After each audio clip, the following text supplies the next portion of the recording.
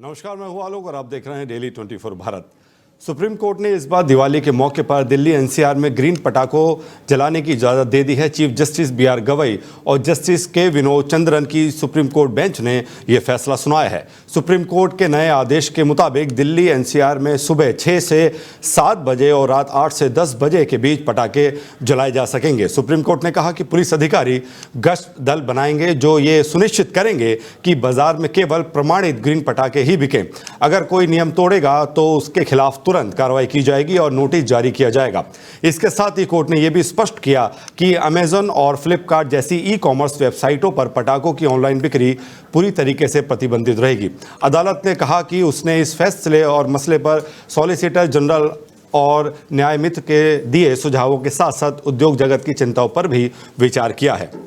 और आपको बता दें, इस खबर पर हमारे साथ जुड़ रहे हैं अविरल मलिक जी। अविरल जी, आपका बहुत बहुत स्वागत है डेली 24 भारत पर। जी बहुत धन्यवाद। सुप्रीम कोर्ट का बड़ा फैसला, ग्रीन पटाखों चलाने की इजाजत दे दी है, कैसे देखते हैं इस फैसले को आप?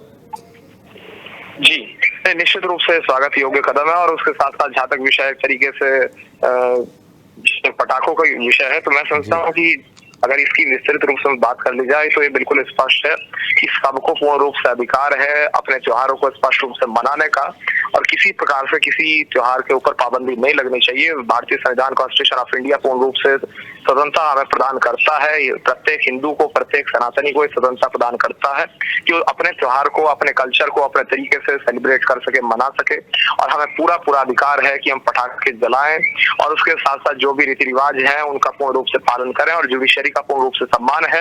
मैं समझता हूँ इसमें कोई कंफ्यूजन नहीं है, लेकिन जहाँ तक विषय है हमारे रीति रिवाज का, उसमें किसी प्रकार से कोई दखल नहीं आना चाहिए। ये स्पष्ट रूप से constitution of India clear cut कहता है और किसी के फंडामेंटल राइट का, किसी की फ्रीडम का वायलेशन नहीं होना चाहिए, ये बिल्कुल स्पष्ट। अविरल जी, कई सालों से पीछे देखा गया है कि दिल्ली में पटाखों को प्रतिबंधित कर दिया जाता था, लेकिन सुप्रीम कोर्ट ने कहा है कि सिर्फ दिल्ली में प्रतिबंधित करने से कोई फायदा नहीं होगा। क्या कहेंगे आप?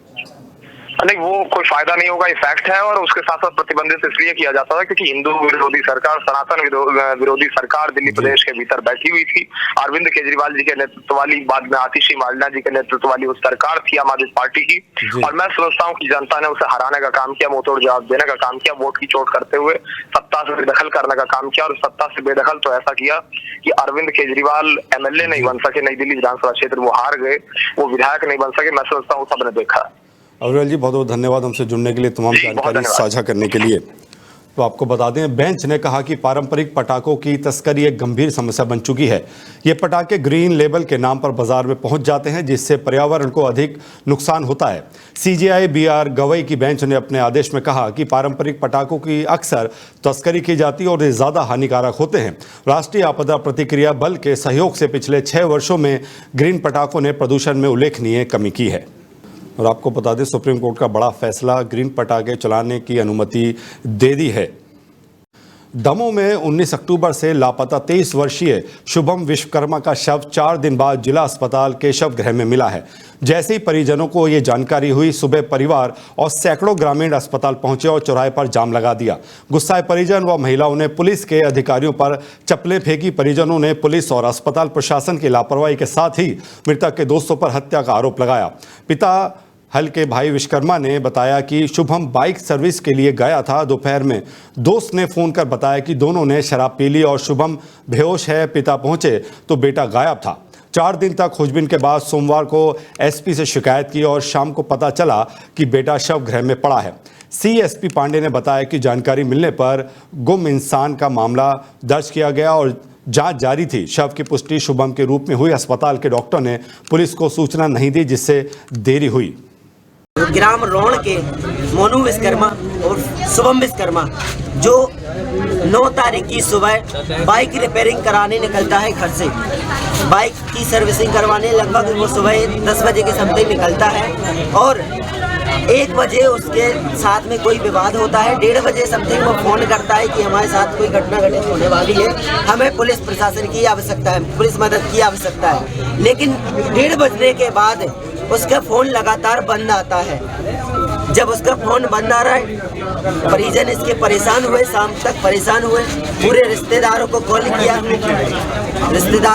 किया, कहीं भी उसका कोई पता नहीं चलता है। 10 तारीख को सुबह परिजन द्वारा सिटी कोतवाली में गुमशुदा की कंप्लेंट कर।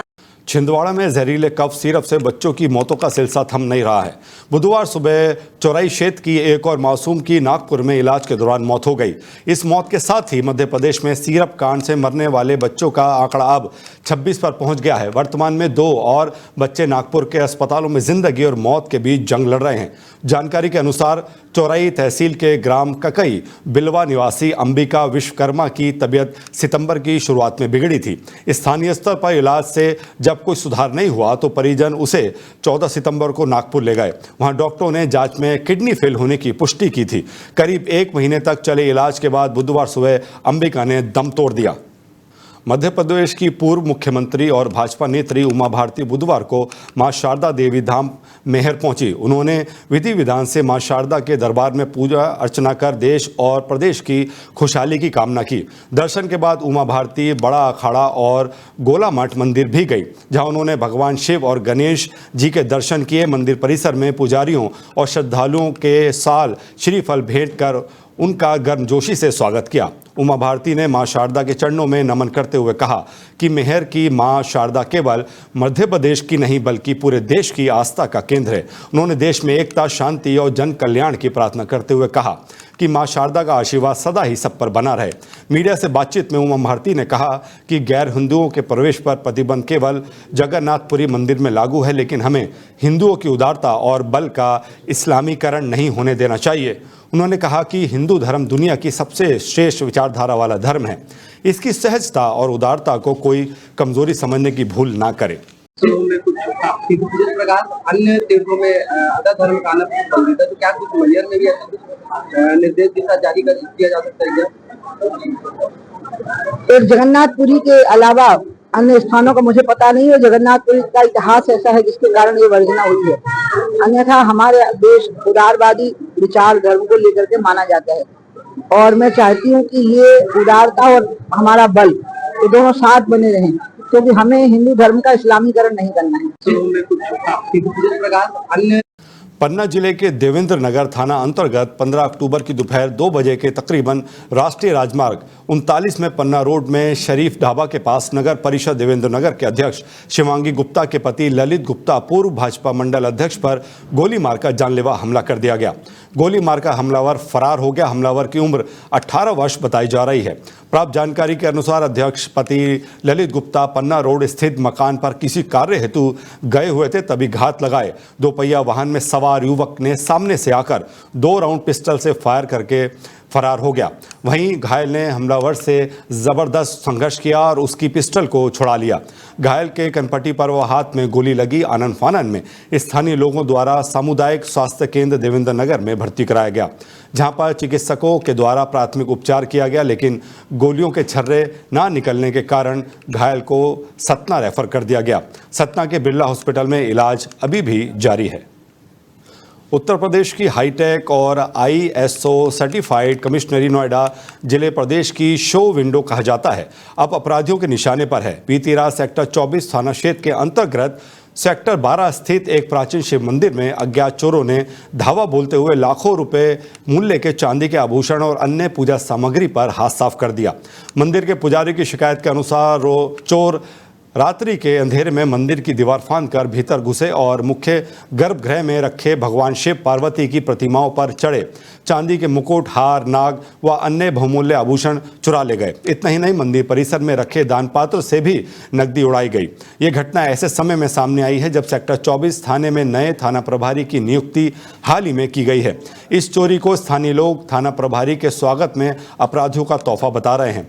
चोरी की वारदात स्थानीय पुलिस की रात्रि गश्त पर भी सवाल खड़े करती है। हाईटेक CCTV, स्मार्ट पेट्रोलिंग और ISO सर्टिफाइड पुलिसिंग के बावजूद अपराधी मंदिर जैसे पवित्र स्थल को भी निशाना बना रहे हैं, जिससे क्षेत्र में भय का माहौल व्याप्त है। फिलहाल पीड़ित पुजारी की लिखित शिकायत पर पुलिस ने मामला दर्ज कर लिया है और जांच में जुट गई है। हालांकि अभी तक चोरों का कोई सुराग नहीं लग पाया है। स्थानीय लोगों ने मांग की है कि मंदिरों की सुरक्षा के लिए विशेष योजनाएं बनाई जाएं और रात की गश्त को और अधिक प्रभावी बनाया जाए, जिससे इस तरह की घटनाओं पर रोक लगाई जा सके। बढ़ते साइबर अपराधों के मद्देनजर नोएडा पुलिस कमिश्नरेट ने एक बड़ी पहल की है। पुलिस कमिश्नर लक्ष्मी सिंह के नेतृत्व में अक्टूबर माह के दौरान विशेष साइबर जागरूकता अभियान चलाया जा रहा है, जिसका उद्देश्य युवाओं को साइबर सुरक्षा के प्रति सजग बनाना है।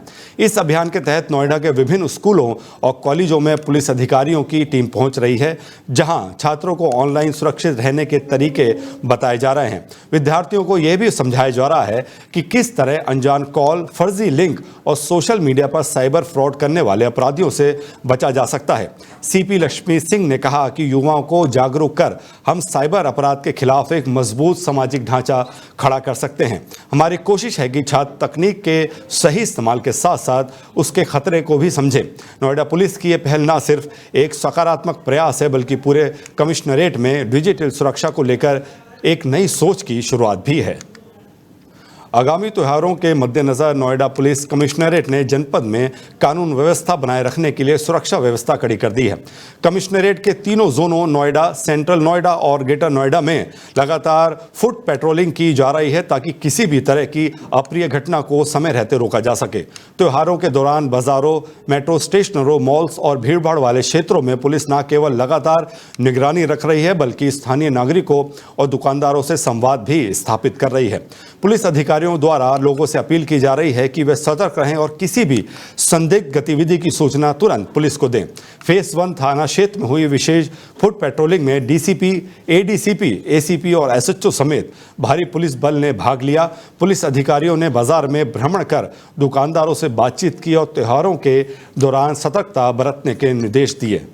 जनपद गौतम बुद्ध नगर में नोएडा जोन में लगातार चेकिंग अभियान जारी है। इसी क्रम में आज फेज 1 थाना क्षेत्र के अंतर्गत जितने मिश्रित आबादी के क्षेत्र हैं वहाँ पे पैदल गश्त और चेकिंग अभियान चलाया जा रहा है। अभी लगातार त्योहारों के मद्देनजर मेट्रो, बस स्टैंड और टैक्सी स्टैंड, भीड़ भाड़ वाले स्थानों पे चेकिंग और गश्त का अभियान जारी है। लगातार सबसे संवाद करके सभी को सकुशल त्यौहार मनाने के लिए अपील की जा रही है और सभी से ये कहा जा रहा है कि जितने भी त्यौहार हैं वो शांतिपूर्ण और प्रेमपूर्ण वातावरण में मनाइए। सभी लोग से अपील की जा रही है कि पटाखे जो हैं वो हाई कोर्ट की गाइडलाइन के अनुसार ही छुड़ाएं और जो त्योहार है शांतिपूर्ण और प्रेमपूर्ण तरीके से मनाएं। मध्य प्रदेश में किसानों की फसल मूल्य को लेकर सियासी तापमान तेज हो गया है।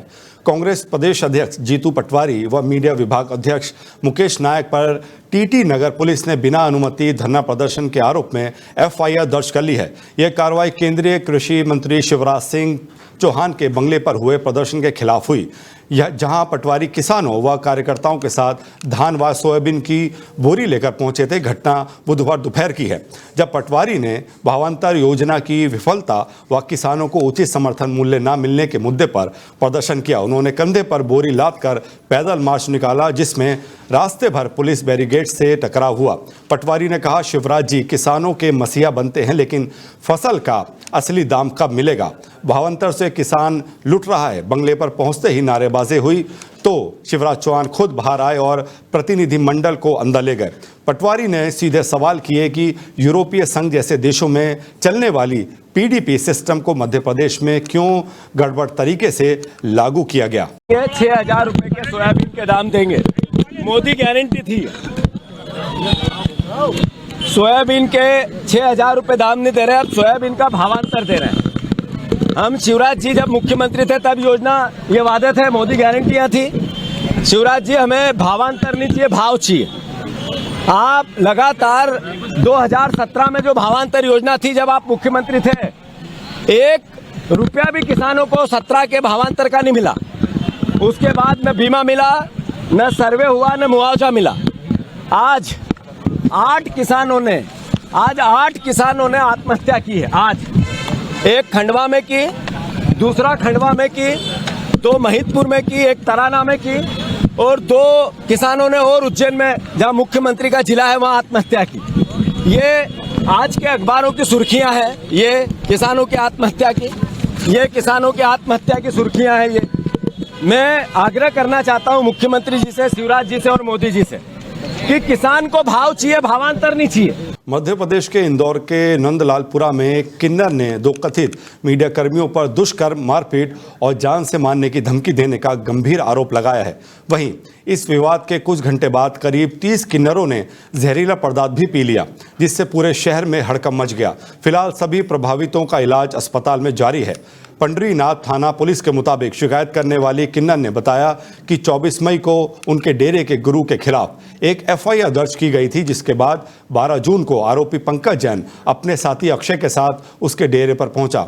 आरोप है कि दोनों ने पहले धमकाया, फिर पंकज ने जबरन शारीरिक संबंध बनाए, विरोध करने पर एनकाउंटर कराने और समाज में बदनाम करने की धमकी भी दी। और हमारे साथ जुड़ रहे हैं इस खबर पर समीर, क्या कुछ जानकारी है, किन्नरों ने क्यों इतने गंभीर आरोप लगाए हैं मीडिया कर्मियों पर? देखिए, बिल्कुल मैं बता दूं, ये सनसनीखेज मामला सामने आया है इंदौर के नंदलालपुरा इलाके से, जहां जो किन्नरों के दो गुटों में किसी बात को लेकर पिछले लंबे समय से विवाद चल रहा है। इस विवाद के दौरान जो है कई किन्नरों ने सामूहिक रूप से जहरीला पदार्थ सेवन किया, जिसके बाद अचानक जो है उनकी तबीयत बिगड़ी और मौके पर जब सूचना मिली पुलिस को, तो मौके पर पुलिस पहुंची हुई थी और सभी किन्नरों को लेकर एमवाय हॉस्पिटल में भर्ती कराया गया। फिलहाल जो है इलाज उनके जारी है। समीर, मीडिया कर्मियों को क्यों निशाना बनाया जा रहा है? देखिए, मीडिया कर्मी हमेशा से ही जब सच्चाई उजागर करते हैं या किसी बात को लेकर कवरेज करते हैं, तो सच्चाई जो उजागर ना हो, इस बात को लेकर भी कई मामले ऐसे सामने आते हैं। तो निश्चित तौर पर ये जांच का विषय है। इंदौर की जो घटना है, पिछले दिनों बताया जा रहा है कि एसआईटी की एक टीम गठित हुई थी, वो भी अभी भी पेंडिंग में है, जांच अभी पूरी नहीं हो पाई है। ये जो मामला निकलकर सामने आया है नंदलालपुरा का, ये अचानक जो है हड़कंप मच जाता है नंदलालपुरा इलाके में कि लोगों को ये पता चलता है कि अचानक से ही एक बंद कमरे में वीडियो बनाया जा रहा है और सामूहिक रूप से सैकड़ों किन्नर जो है जहरीला पदार्थ सेवन करते हैं, जिसके बाद पुलिस को सूचना दी जाती है। और मैं बता दूं, इस पूरे मामले में दो गुट हैं, एक सपना गुट, जो सपना गुरु है, उनके सपना गुरु का गुट है, और दूसरा बताया जा रहा है पायल गुरु। इनका लंबे समय से ये विवाद चल रहा है और इस विवाद के बीच में जो महामंडलेश्वर है, किन्नर अखाड़े की महामंडलेश्वर लक्ष्मी त्रिपाठी भी इंदौर पहुंची हुई थी। अधिकारियों से उन्होंने मुलाकात की और जो मामला जो चल रहा है सबको लेकर उन्होंने बातचीत भी की है। लेकिन एसआईटी, एक बड़ा सवाल ये उठ रहा है कि एसआईटी की टीम जो गठित हुई है वो पेंडिंग में है, अभी तक जांच निकल कर सामने नहीं आया कि किस प्रकार की जांच हुई है। लेकिन ये मामला जो है लगातार अचानक देर रात को इस प्रकार की घटना से पूरे मध्य प्रदेश में चर्चा का विषय बन गया है कि आखिर क्यों किन्नर समाज से पहला ये मामला होगा जब मध्य प्रदेश में अचानक सैकड़ों जो किन्नर है अचानक जहरीला पदार्थ जो है सेवन करते हैं। जी समीर, धन्यवाद इस तमाम जानकारी के लिए। तो आपको बता दें, पुलिस ने दोनों आरोपियों के खिलाफ दुष्कर्म, मारपीट और धमकी की धाराओं में मामला दर्ज कर लिया है और जांच शुरू कर दी है। नंदलालपुरा यहाँ पे किन्नरों का एक मकान वगैरह है, वहाँ पे कुछ हंगामा वगैरह हो रहे, कुछ स्थिति बिगड़ रही है। तो उसके बाद हमारा सीनियर अधिकारी लोग एसीपी सराफा और एडिशनल डीसीपी सोनपुर वहाँ पे तत्काल मौके पे पहुंच जाते हैं। वहाँ पे ये पता चल जाता है कुछ किन्नर लोगों ने कुछ अज्ञात वस्तु को सेवन किया, उसकी वजह से कुछ लोग अस्वस्थ हो रहे थे। उसके बाद तुरंत हम लोगों ने एम्बुलेंस वगैरह को बुलवाया और एम्बुलेंस को बुलवा के लगभग टोटल 24 लोगों को हम लोगों ने नियर बाई एमआईएच अस्पताल का यहाँ पे पहुँचाया। अभी उनका ट्रीटमेंट चल रहा है। सभी 24 लोगों का स्थिति अभी स्टेबल कंडीशन में। अभी बाकी अभी हम लोग उनसे बात करने का स्थिति में नहीं है। उनका एक बार तबीयत उनका ठीक हो जाएगा, उसके बाद उनका स्टेटमेंट वगैरह 1-1.5 घंटे पहले नंदलालपुरा। इस बुलेटिन में इतना ही। अपना ख्याल रखिए और देखते रहिए डेली 24 भारत। नमस्कार। सत्ता की हर चाल पर हमारी नजर, जनता की आवाज सबसे पहले, सच की पड़ताल करेंगे हम। क्या छपा क्या छिपा, राजनीति के खेल का पर्दाफाश, जहां राजनीति को परखा जाता है जनता की कसौटी। राष्ट्रहित है हमारी प्राथमिकता, जहां बॉलीवुड की चमक भी सच्चाई से टकराती है। डेली 24 भारत पर।